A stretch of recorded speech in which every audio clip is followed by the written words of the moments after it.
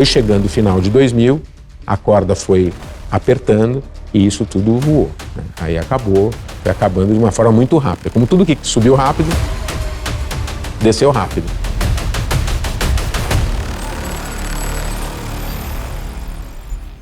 O crash aconteceu em março de 2000, né?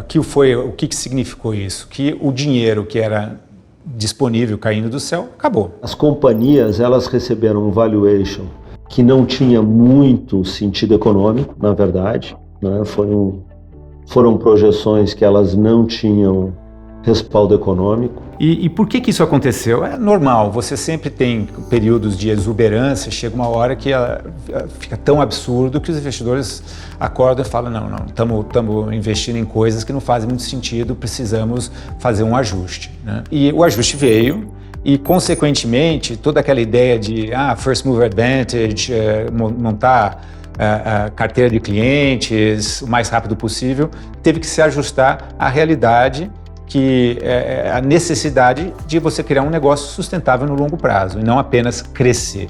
Então você começou a ter um fenômeno que era as empresas que esperavam ir para a Bolsa de Valores para pegar dinheiro, para continuar na sua expansão e no seu investimento, a não ter mais as perspectivas de acesso, a ter que começar a se acertar, a começar a ter que ser lucrativa antes do plano original. E esse fenômeno ele foi andando para trás na cadeia. Então, os investidores que planejavam investir em alguma empresa que estava numa etapa anterior, passaram a ver que aquilo não era mais uma oportunidade, porque eles estavam vendo que não ia ter a próxima etapa. Então, você começou a ver uma desaceleração no número de novos negócios, de novas empresas. O foco deixou de ser a primeira linha, a linha de receita, e passou a ser margem bruta, margem EBITDA, margem de lucro líquido, geração de caixa, aquilo tudo que na economia normal sempre se olhou, né? Então, o que houve foi que aquele período, durante 2, 3 anos, onde não se olhava para essas coisas que eram normais na hora de você avaliar o investimento, etc., acabou. Teve muita empresa que fechou, que muitas... inclusive negócios grandes que tinham sido adquiridos no auge, no pico, por estratégicos que estavam necessitados de estar presentes nesse mercado de alto crescimento, etc. Esse dinheiro acabou sendo jogado fora e essas empresas foram fechadas, essas marcas foram extintas, né? Foi um pouco um inverno, né? A gente chama, que teve no mundo de tecnologia, no mundo da internet, não só no Brasil, né? Na realidade, esse inverno começou nos Estados Unidos, mas afetou muito mais o mercado brasileiro, né? E, como sempre, né, dado que o Brasil está um pouco atrás dos Estados Unidos, a gente pega o fim da curva ascendente, mas quando o mercado lá cai, a gente cai junto. Então, os nossos ciclos acabam sendo mais curtos, né? Então, a gente começou 4, 5 anos depois dos americanos, mas daí quando veio o crash da Nasdaq no ano 2000, que acabou a festa lá, acabou aqui ao mesmo tempo. Então, o que isso significa? Significa que você não tinha aquela quantidade enorme de capital disponível para financiar o desenvolvimento de todas essas empresas que estavam queimando dinheiro, né? Em prol do crescimento, você gastava um volume absurdo de capital, né? Mas assim, eu diria que 70%, 80% das empresas acabaram, de alguma maneira, fechando suas portas e alguns poucos conseguiram passar por essa fase, por essa, que a gente chama o inverno da internet. Eu me lembro que no auge da bolha, veio um americano conversar com a gente, ele falava um português meio arranhado ali, né? E aí ele fez uma reunião, ele falou, eu querer comprar vocês. E a gente falou, nossa, já, né? Tipo, a gente acabou de começar, né? E ficamos orgulhosos e tal, o Cláudio e eu ficamos super mexidos, né? E aí, e o Michel super prático, né? Ele falou, tá bom, quanto você paga? Eu pagar milhões de dólares, mas tem uma coisa, eu pagar em ações, eu não ter cash, eu pagar ações. A Michel virou para ele e falou assim, se a tua ação vale tanto, me faz um favor, vende as tuas ações e me paga em cash. Não poder fazer isso. Aí Michel falou, muito obrigado, até logo. Bom, quando a bolha estourou, eu me lembro que eu acompanhava a cotação da ação dessa empresa, a ação virou pó, né? Então, assim, ela valia $100 e depois do estouro da bolha ela valia menos de $1. E aí você começou a ter um fenômeno que as empresas que estavam planejando fazer IPO nesse mercado passaram a não conseguir mais fazer o IPO, começaram a adiar o seu IPO. O próprio Submarino, ele tinha planos de fazer o IPO em meio de 2000, na Nasdaq. E a gente olhou e falou, esse mercado está meio fechado, a gente talvez tenha que adiar. Então talvez tenha que ser não em junho, vai ter que ser em setembro. A gente não conseguiu captar mais, foi um problema, por um lado, mas também ficamos quase que sozinhos nesse mercado. Não teve muito mais gente entrando porque teve aquele inverno da internet. Durante 3, 4 anos não houve mais investimentos e também não tinha muito mais empresa concorrendo. Então, em março do ano 2000, foi quando a bolha da internet começa a estourar, o Nasdaq começa a cair. E nesse momento a gente estava vendo os recursos se esgotarem, né? Naquela época as empresas mal faturavam, né? Então normalmente gastavam mais do que arrecadavam, e era o nosso caso também. E aí, abril de 2000, a Nasdaq implode, a bolha estoura. E aí, maio, junho, julho, que é só quando a gente assina o acordo final e recebe o dinheiro, foram meses assim desesperadores, porque a gente não tinha dinheiro para pagar conta, fazendo dívida para manter o pouquinho que tinha, mal tinha funcionário e tal. Mas a nossa sorte foi que nós fomos, acho que provavelmente, a última startup a pelo menos anunciar um deal de investimento em 2000. Porque depois disso, foi silêncio e mais um pouco começaram a morrer. A partir de 2001, ninguém conseguia investimento para nada, para nenhuma etapa de negócio. Então foi uma época que todo mundo teve que se ajustar, todo mundo teve que viver uma nova realidade. As empresas que conseguiram sobreviver, não tem uma característica comum entre essas empresas. Você diz, olha, teve esse fator que foi determinante. Mas eu acho que tem uma série de fatores que você vai acabar encontrando nessas empresas. O primeiro lugar, eram empresas que tinham já consciência de como iam ganhar dinheiro com o seu modelo de negócios. Eu vou ganhar dinheiro dessa forma, eu só preciso de um pouco mais de tamanho. Então, a primeira característica que você vê é o modelo de negócio já tinha uma certa maturidade e já permitia que ela mudasse, né, vamos dizer, de planos de negócio. A segunda característica que a gente vê em várias dessas empresas é que são empresas que se ajustaram muito rápido, né? Elas conseguiram mudar a cabeça, conseguiram mudar a forma de operar para realmente buscar a lucratividade e a geração de caixa o mais rápido possível, né? E eu acho que o terceiro ponto não é necessariamente verdade para todas, mas normalmente as empresas que estavam um pouco mais avançadas, que já tinham conseguido conquistar uma base de usuários melhor, que já tinham uma marca mais estabelecida, tiveram mais chance de sucesso. Porque efetivamente, a partir do momento que teve a virada, né, e passou a não ter mais investimento, ninguém tinha mais dinheiro para marketing, né? O marketing basicamente sobrevivia de boca a boca, de referência e tudo mais. Nós fizemos a primeira captação ali em 99, 2000, e a ideia era que fizéssemos outros investimentos depois, mas veio o estouro da bolha, o inverno da internet.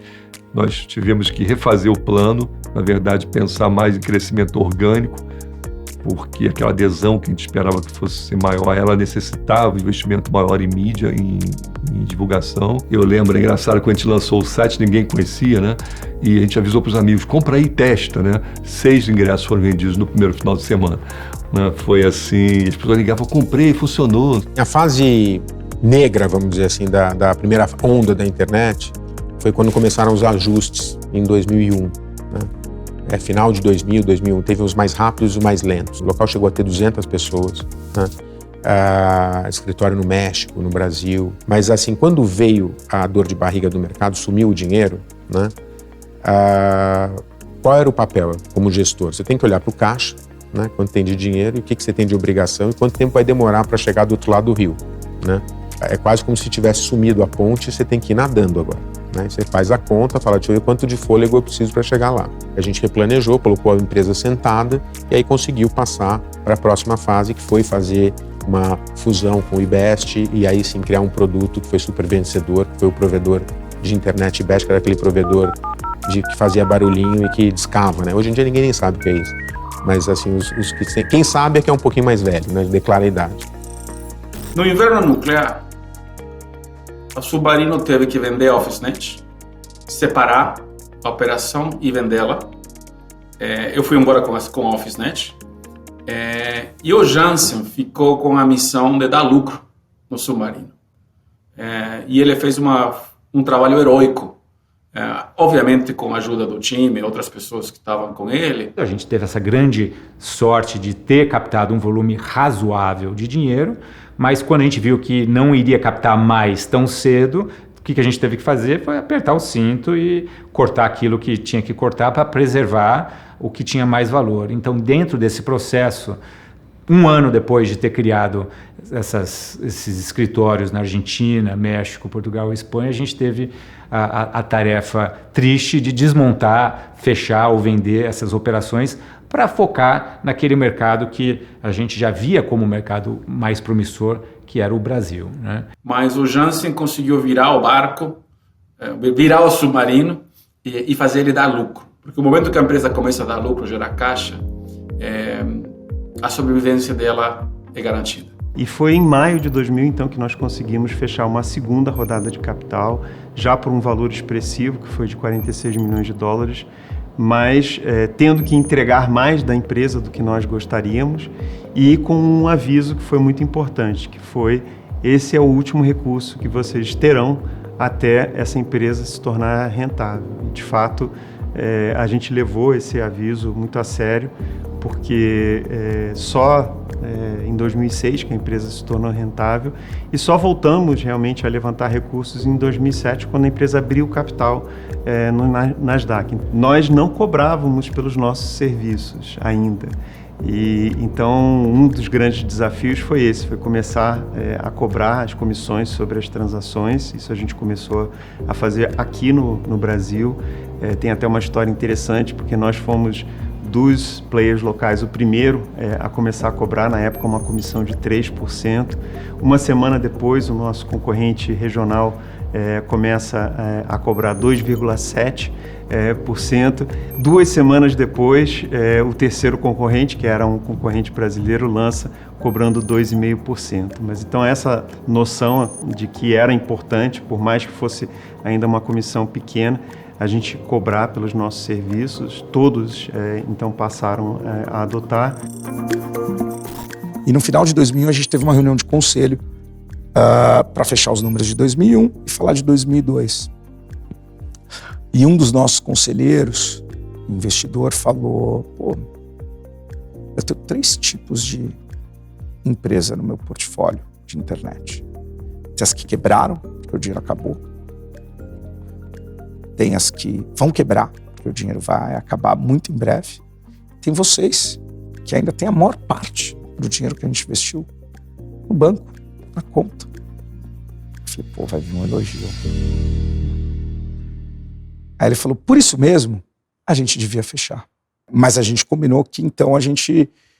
obviamente os fundadores cortaram o salário, que não era quase nada, mas tinha a sinalização disso. E a gente combinou que se não entregasse a empresa com break-even, equilibrada, ponto de equilíbrio até o final de 2002, a gente ia fechar a companhia. E eu acho que essa chacoalhada, parecida com a chacoalhada quando a gente descobriu que tinha competidor, foi muito boa, porque a gente entrou muito menos romântico e mais pragmático naquele ano e falou: bom, legal que a gente quer cobrar por clique e tal, vamos também fazer isso, mas o que mais que a gente pode fazer?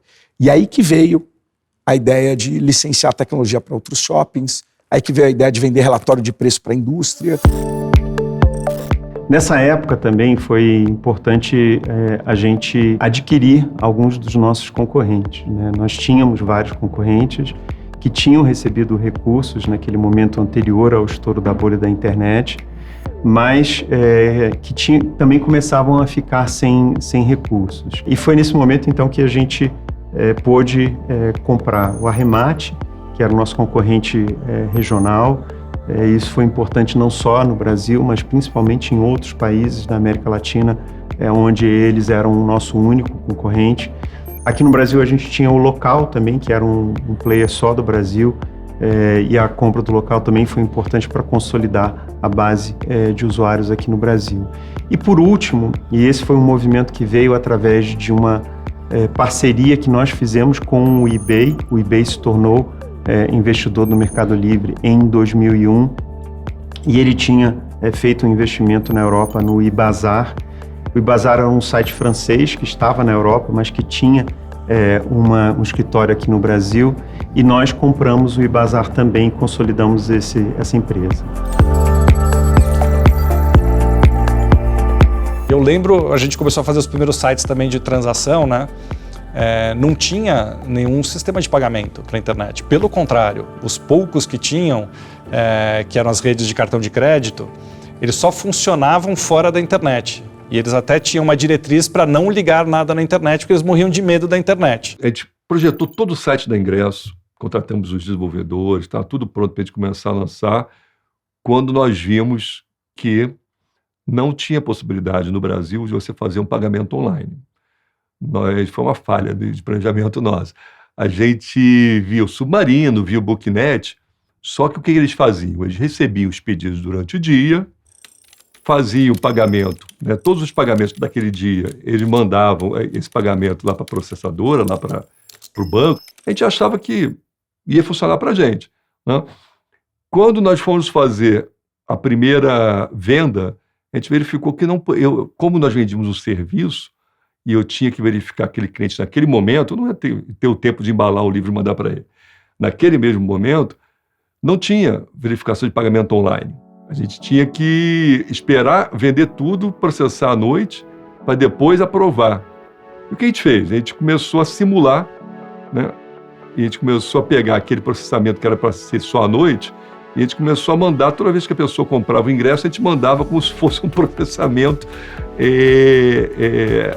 diário, né? Então, chegou um ponto que as operadoras de cartão de crédito nos ligavam: vocês são a empresa que mais processam, mais mandam arquivos para a gente do Brasil.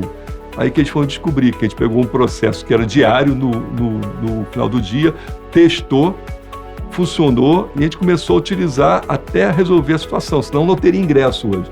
A pessoa fazia tudo pela internet, mas depois tinha que ligar para passar o cartão de crédito, que era uma experiência horrível. E a gente falou, mas se já tem essa conexão, a gente poderia usar para vender um produto.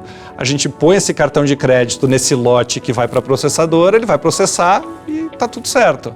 E a gente vende créditos pré-pagos e aí a pessoa vai usando. E aí fizemos isso e deu muito certo. E por alguns anos acho que ninguém nem desconfiou como é que a gente fazia, porque não tinha uma ligação de internet, né? Então a gente usava um sistema híbrido, pegava os dados da internet, jogava para fora da internet, discava para processadora de cartão de crédito, processava os cartões, e foi assim que a gente lançou os primeiros meios de pagamento online no Brasil, a contragosto das empresas de pagamento que não queriam vender nada pela internet.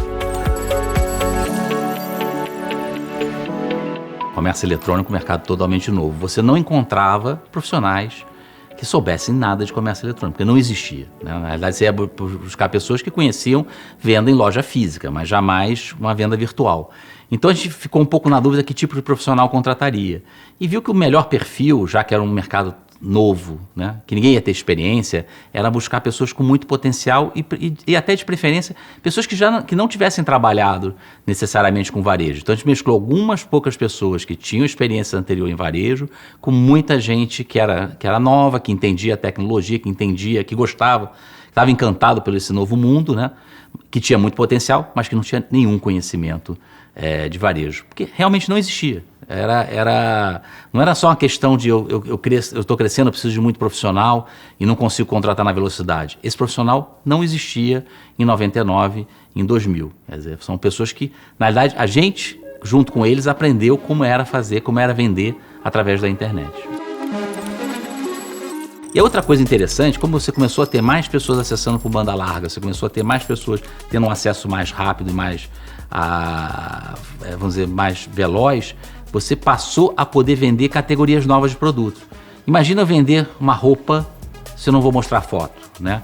Imagina eu vou vender, de repente, uma geladeira ou eletroeletrônica, eu não tenho um filme para mostrar como é que aquilo funciona. Então você começou a viabilizar e você começou a ter uma expansão de novos produtos, novas categorias, porque a navegação se tornava muito mais interessante, o conteúdo era muito mais completo, você podia ter muito mais informação e o usuário podia escolher, né, o que ele queria comprar sem precisar ver o produto. As pessoas passaram a usar a internet para escolher o produto e não mais ter que ir olhar o produto fisicamente. Isso só foi possível por essa expansão da banda larga nesse período no Brasil. O eBay era uma empresa de leilão. O Mercado Livre, quando começou, se inspirou nesse modelo, né? Então nós éramos um site de leilão e assim como nós, outras empresas que surgiram naquela época também se inspiraram nesse modelo de leilão, que era um modelo interessante porque gerava uma concorrência entre as partes ali e normalmente se chegava a um preço até alto pela mercadoria. Mas a gente identificou, no caso do Mercado Livre, que era uma experiência ruim, porque muitas vezes o preço que era desejado pelo vendedor acontecia ali na questão dos primeiros dias, mas o leilão precisava terminar naquele prazo que normalmente era de 7 dias. Isso gerava uma frustração tanto para quem já tinha feito aquela oferta quanto para o próprio vendedor. Então nós lançamos uma funcionalidade, lançamos até antes do eBay, que era a compra imediata. E a compra imediata permitia que o vendedor colocasse ali um preço que terminava o leilão imediatamente, né? E aí o que aconteceu foi que os vendedores adaptaram essa funcionalidade. E isso foi muito interessante, porque foi algo que a gente não tinha pensado. Onde eles colocavam o preço inicial igual ao preço da compra imediata. Em outras palavras, era uma venda a preço fixo. E isso realmente foi o momento em que a gente viu que o site começou a crescer muito, né? Então, esse modelo de leilão ficou para trás. Esse foi o início do mercado de intermediação, que são os marketplaces, né? Agora, a pessoa física punha pouco produto, mas a gente descobriu que o pequeno varejista e o médio varejista sabiam usar melhor, e para eles era uma vitrine grande, porque eles, além de atender aqueles clientes que ele tem ali na loja, na rua deles, eles abriam um leque e poderiam atender todo mundo na internet, né? Hoje, se você olhar hoje, é muito fácil de entender, na época não era tão. Você vê que demorou 20 anos para a coisa chegar, né? Então, assim, tem vários aprendizados aí. Naquele momento, assim, no Brasil e na América Latina, tinham 3 players, né, principais, né? Porque era um mercado que você tem um outro ponto, assim, tinha pouca barreira de entrada, era fácil montar um marketplace. O desafio era ter tráfego, porque o marketplace você está no meio, você precisa ter compradores e vendedores. Então o primeiro desafio era esse, por isso o coração do consumidor tinha que estar com a gente. E o segundo desafio é que se o mercado concentrasse, como de certa forma, eu diria até que hoje está mais concentrado em alguns poucos marketplaces, era muito ruim para alguém que quer justamente o long tail, a cauda longa, vários varejistas. Então a segunda missão nossa, depois do consumidor, era tentar tornar o varejo pequenininho tão competitivo quanto um dos grandes e bem-sucedidos e-commerce. Então, para isso acontecer, a gente tinha que trazer um número grande de consumidores. Eu lembro o número que a gente tinha no nosso plano de negócio para 1999 de usuários de internet, era alguma coisa entre 200, 300 mil usuários no ano. A gente ainda brincava, falava, nossa, 3 Maracanãs. Hoje a gente tem 170 ou mais, dependendo de como a gente olhar, milhões de brasileiros conectados em 4G para cima. Então a gente usou muita guerrilha, a gente fazia tudo que a gente podia. E tudo que era eficiente e barato. E uma das coisas que a gente acabou fazendo sem querer, que virou um business à parte, a gente reparou rapidamente que os vários sites que existiam, e naquela época, no começo, os sites eram muito coisa de hobbyista. O cara tinha um hobby, ele tinha para o hobby uma BBS, montava uma homepage, tinha um site, e praticamente todas as páginas da internet naquela época tinham quadradinhos de busca. E o primeiro modelo de negócio foi no amor. Então a gente falou, olha, você vai ser parceiro. Você vai ter um logo 88 por 33 ou 31, não lembro, na nossa página de parceiros, em troca de você colocar um boxzinho de busca. Você traz um usuário, o usuário clicou numa loja no final, eu vou te pagar um pedacinho dessa receita. E a gente virou para todos aqueles, na época, 100, 200 sitezinhos e falou, olha, agora a gente vai remunerar. E começou a crescer e virou uma rede de afiliados muito grande. Chegou a ser 70%, 80% do nosso tráfego e como a gente ficou conhecido.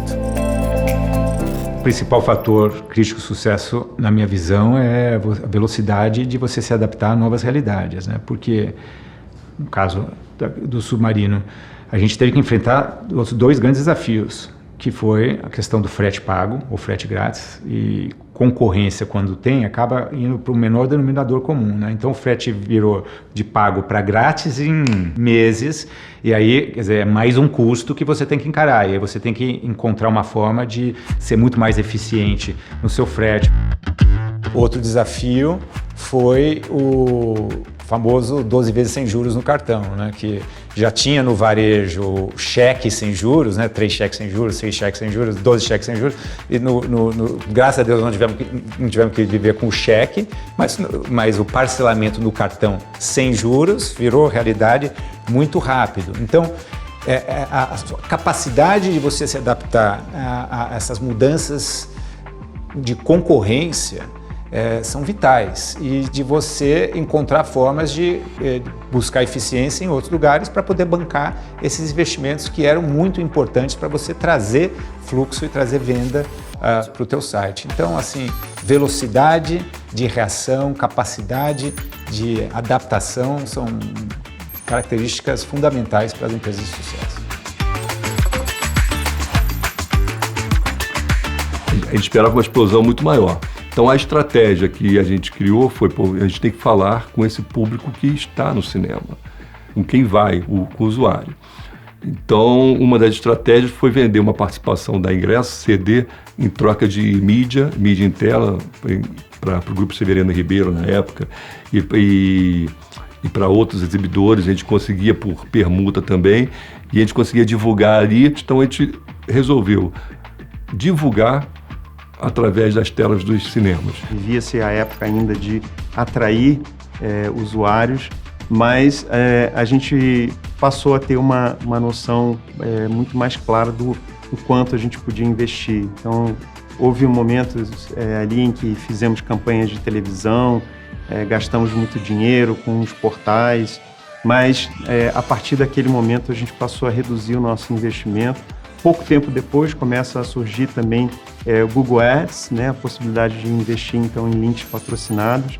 Nós fomos das primeiras empresas que investiu em links patrocinados, na época que o Google ainda não tinha nenhum escritório aqui no Brasil. Isso a gente acessou através dos Estados Unidos, e foi muito importante, né, porque era um investimento que você fazia com base, na verdade, em um retorno. Eu me lembro que no começo, nos primeiros anos da empresa, eu ainda atendia muitos clientes diretamente.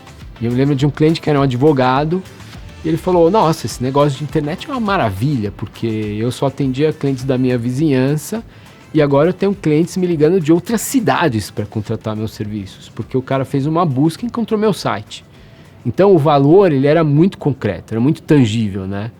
Então o cliente que pagava aqueles R$29 por mês pra gente, o que ele tinha em benefício, em troca, era muito maior, né? E por isso que com o estouro da bolha, o nosso negócio continuou crescendo aceleradamente. Então a gente crescia muito antes de vir a bolha, durante a bolha a gente continuou crescendo muito, a bolha estourou, a gente continuou crescendo muito, porque simplesmente a gente tinha algo na mão que tinha um valor muito concreto para os nossos clientes. O que eu acho que foi transformador, e eu não me lembro de ter falado muito sobre isso antes, mas eu acho que o que fez talvez o Buscapé, um dos ingredientes mais importantes, componentes, ser bem sucedido, foi o fato de que a gente soube, desde o começo, neutralizar os grandes portais de criarem um competidor. E no começo a gente fez isso basicamente oferecendo a nossa tecnologia, o nosso produto, empacotadinho do jeito que ele queria, para ele vender para os lojistas do jeito que ele quisesse. A gente cobrava bem pouquinho. Então, o shopping do Terra, o shopping da MSN, o UOL no determinado momento, o shopping do IG, ou do KD, o que fosse, se usava esses shoppings, na verdade você estava usando o Buscapé. esse mercado evoluiu, acabou o dinheiro, cada um foi procurando um espaço, né? O local, o time do local, a gente acabou juntando com o IBEST, que era um provedor de acesso, né? E aquilo foi o coração de um provedor que a gente fez junto, né? Foi um provedor IBEST. A marca local, depois de uns 2, 3 anos, a gente vendeu para o Mercado Livre, né? O Derremate foi definhando e ele demorou mais uns 2, 3 anos e vendeu para o Mercado Livre também. E o Mercado Livre foi o grande vencedor ali da história, daquela fotografia. Por trás de toda bolha tem uma realidade. Por trás de toda bolha tem uma promessa de um sonho que hoje, com o benefício de 20 anos de informação, o sonho virou realidade. A internet mudou o mundo. A internet mudou o varejo. De uma forma dramática e provavelmente do tamanho que a gente imaginava. E a revolução foi uma realidade.